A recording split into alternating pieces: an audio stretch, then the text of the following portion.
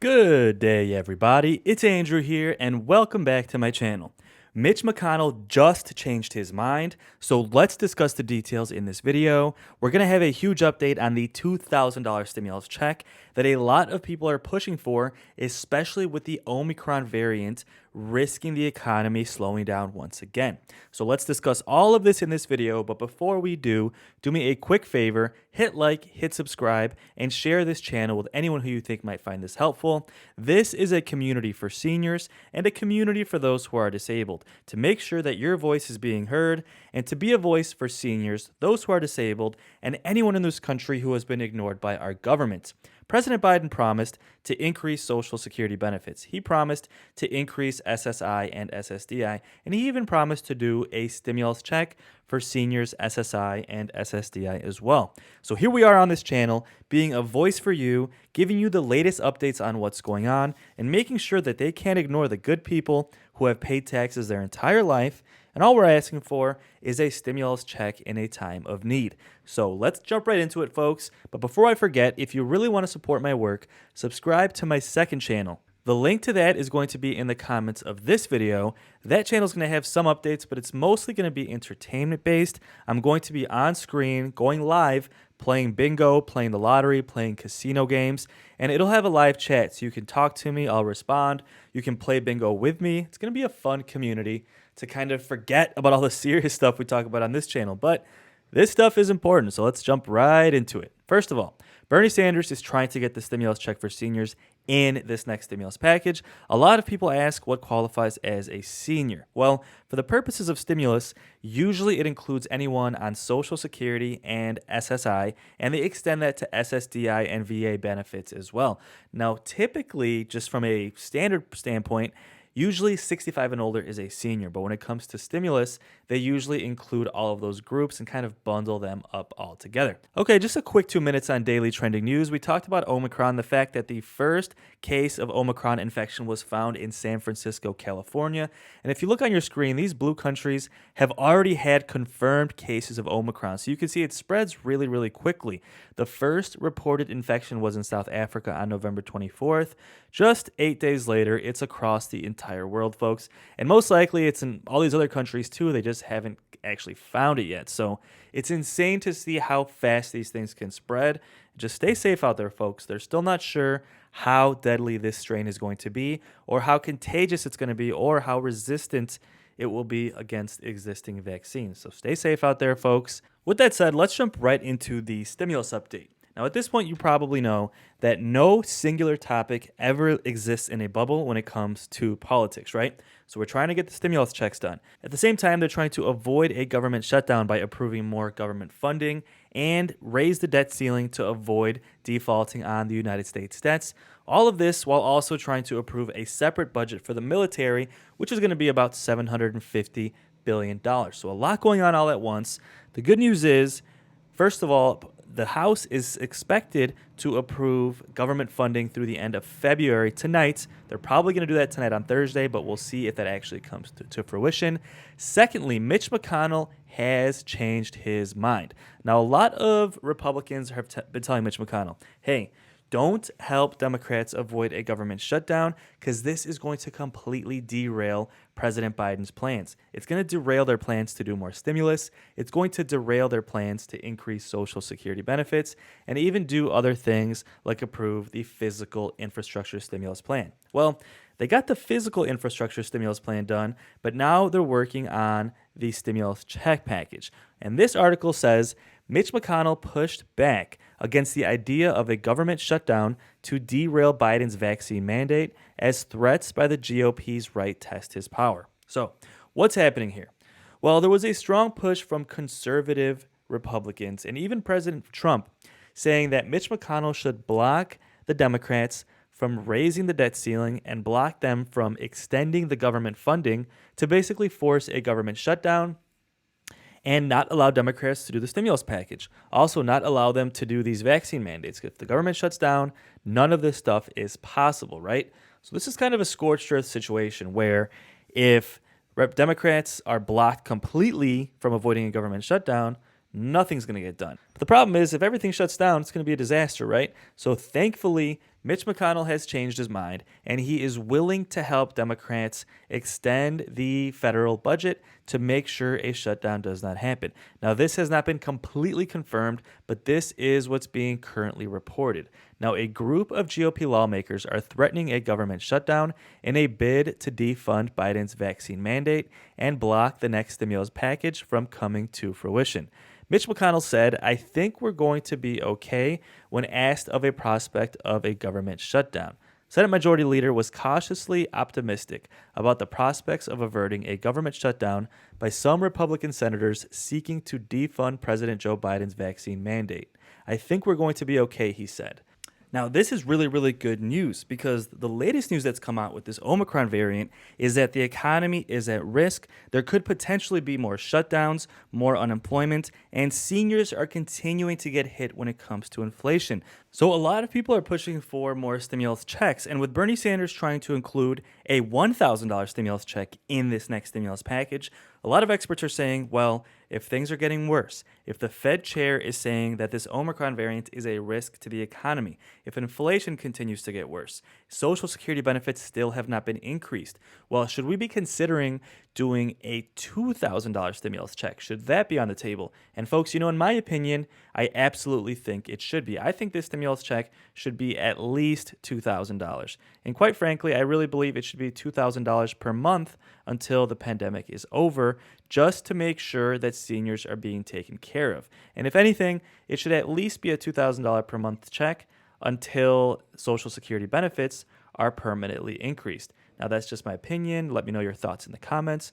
But really, I think that's what would be the best thing to do. Now, the fact that Mitch McConnell changed his mind when it comes to forcing a government shutdown to block Biden's agenda is really, really good news for a lot of programs. See, this article is titled Government Shutdown 2021. These services would be inaccessible if the debt ceiling isn't raised by December 15th. So let's quickly take a look here and see which programs this would affect. First of all, a lot of people think that this would shut down Social Security benefits. Now let's take a look.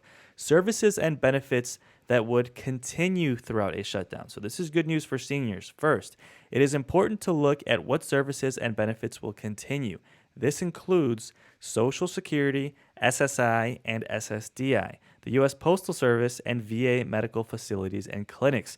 So no matter what happens, according to the federal government, they're saying that even in a shutdown, Social Security and SSI payments will continue to happen. Now, this has been debated because a lot of people say that if the funding actually runs out, which happens after the shutdown, then if the funding runs out, then they wouldn't be able to pay Social Security. Although there's a trust fund, it would take them a long time to sell those bonds to then pay out Social Security benefits. So it's a little confusing, but this article is referring to a shutdown, which is technically different than a default when the federal government runs out of money. So the shutdown is separate from the actual budget running out. So kind of confusing, but some experts think that even if a shutdown happens, Social Security would still be paid. But if the government runs out of funding, then Social Security benefits would be delayed. So a little bit confusing, but they're two separate things technically. Now, some services that won't be accessible during a government shutdown is veteran services. The call centers and hotlines for veterans for the Veteran Benefits Administration would be shut down. Now, when it comes to Social Security benefits, although Social Security benefits would be paid, no Social Security cards or replacement Medicare cards could be issued because the administrative offices would be shut down. Benefit verification will stop, and there might be delays in processing new claims. Reduction in the transportation of Social Security Administration workforce could lead to travel delays at airports as well. So folks, although a government shutdown won't immediately stop Social Security benefits, a government funding, aka debt ceiling crisis, potentially could. So it's a small chance this would actually happen, but you have to remain informed on exactly what is going on. Now, although Mitch McConnell changed his mind in regards to forcing a government shutdown, he hasn't quite changed his mind on fully approving more stimulus. Now, Mitch McConnell was recently on the Senate floor slamming President Biden and Democrats for trying to approve more stimulus, saying that this is what's causing the inflation and they're only going to cause even more. Now, most experts say that the majority of inflation is due to the economy reopening all at once and supply shortages combined with extreme demand after the economy opened all at once. Of course, I full-heartedly agree with that statement, but in any case, Mitch McConnell continues to fight Democrats on approving more stimulus, and he recently went off on the Senate floor. So to end this video, I'm going to leave you with this clip to see what Mitch McConnell said. So let me know your thoughts in the comments below, and I'll see you on the next video. Now, on an entirely different matter, 88% of Americans are concerned about inflation.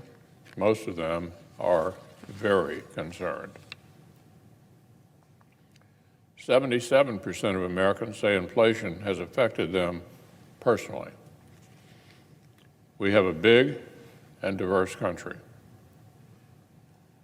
It's hard to get that many Americans to agree on anything.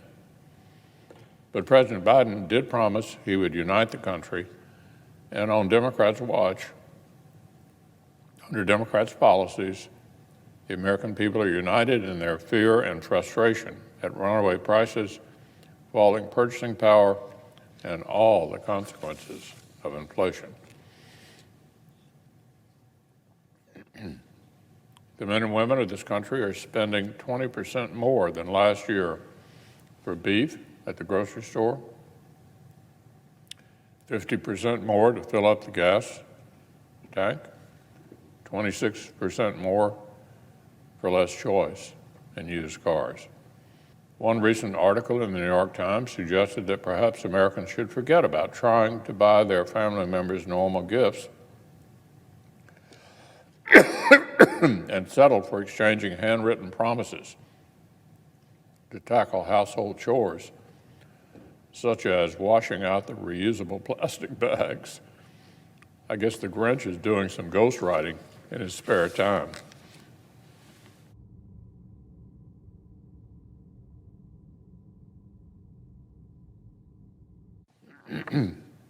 Some weeks back, the White House press secretary tried to laugh off reporters' questions about the supply chain and inflation crisis. She literally laughed at the idea that anybody would be worried about, quote, the tragedy of the treadmill that's delayed, end quote.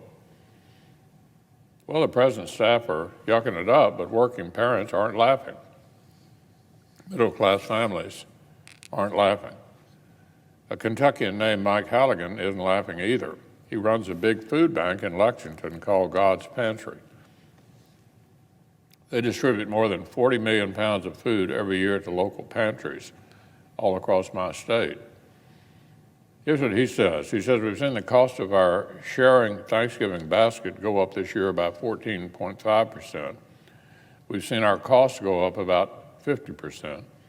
The transportation component of that is literally doubled. And he also explained that since inflation is also hammering his contributors, charities and nonprofits may face donor fatigue at precisely the time they cannot afford to fall off.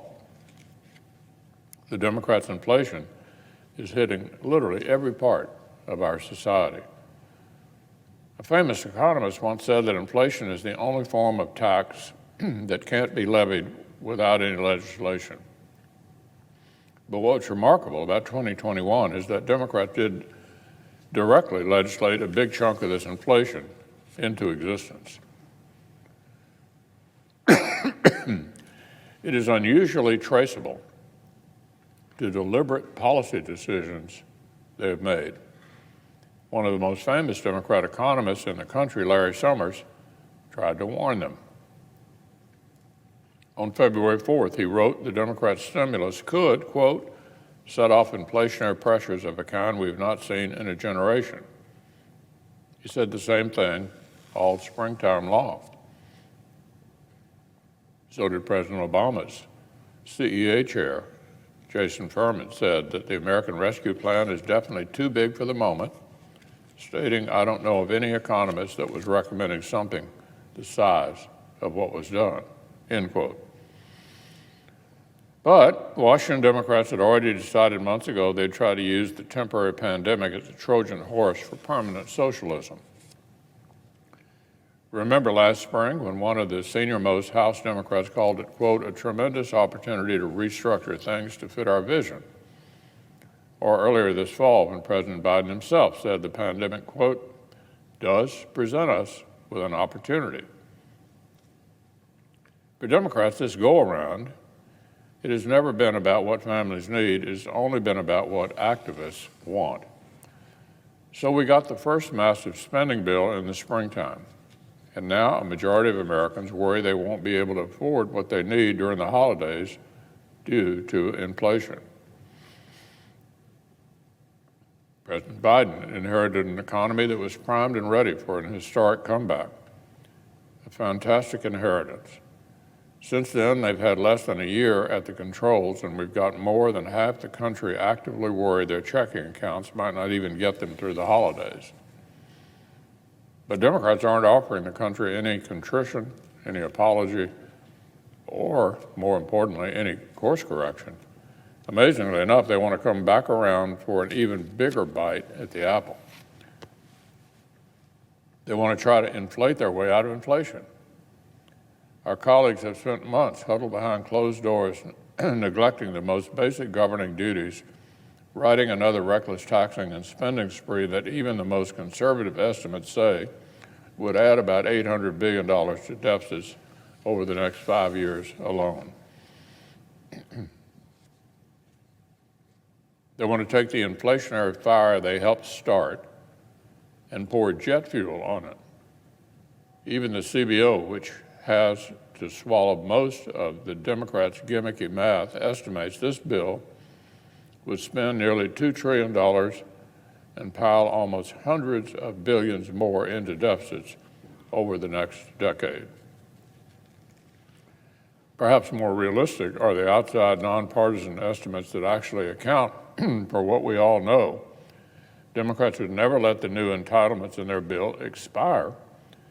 Those more realistic estimates put the total cost, listen to this, just short of $5 trillion. At a time when Chairman Powell, who has been willing to let the country run hot, is now warning that current uncertainties could keep inflation elevated to a troubling level.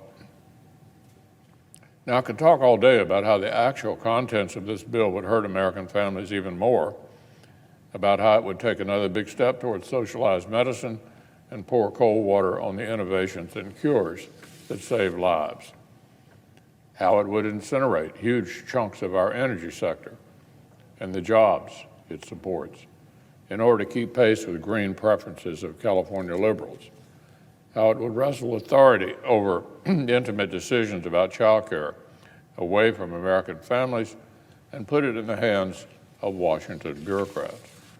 But the overall picture is impossible to mistake. Inflation is hurting the American people, and Democrats want to print, borrow, and spend trillions more.